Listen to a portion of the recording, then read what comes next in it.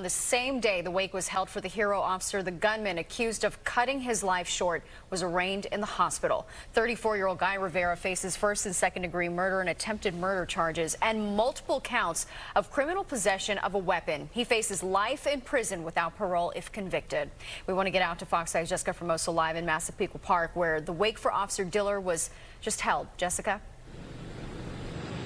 Natasha and Steve, just a very sad day here in Massapequa Park. The viewing just ended as we were coming on the air. Thousands of people, I'm talking family, friends, police officers, including those from out of state, and complete strangers coming to pay their respects, trying to lift up this heartbroken family, a family that is living a nightmare. A young woman left a widow and a baby boy left without a father.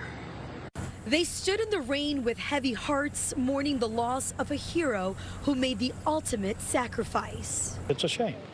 You know, it happens way too often. Fallen Officer Jonathan Diller's family, his brothers and sisters in blue, friends and complete strangers paying their respects, showing up to the funeral home on Thursday for his wake. This tragic thing is just so senseless. I feel terrible. I don't understand what's going on in America.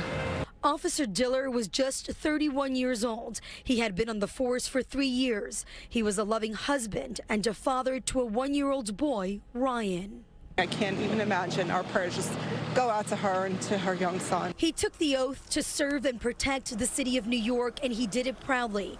His life was cut too short by a career criminal who has more than 20 prior arrests. Police say Guy Rivera shot the young father in the stomach during a routine traffic stop in Far Rockaway, Queens on Monday. 21 times arrested, this thug, and the person in the car with him was arrested many times, and they don't learn because they don't respect. A day after Diller's death, former President Donald Trump took to social media to offer prayers to the Diller family.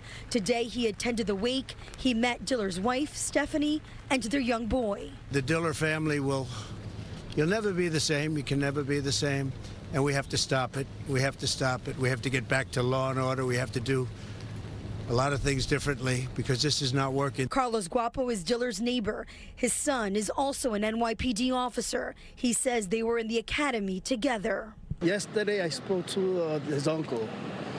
Heartbroken. He couldn't even talk. This is sad. Very sad. There are just no words to describe the overwhelming pain and anger felt throughout the Massapequa Park community. We backed the blue, and just devastating to see one of our finest fall to a criminal. Just how heartbreaking, and there's been an outpouring of support. A GoFundMe page has been set up for Diller's wife and son. Last we checked, it has raised more than $645,000. The Tunnel to Towers Foundation will be paying off their mortgage of their home.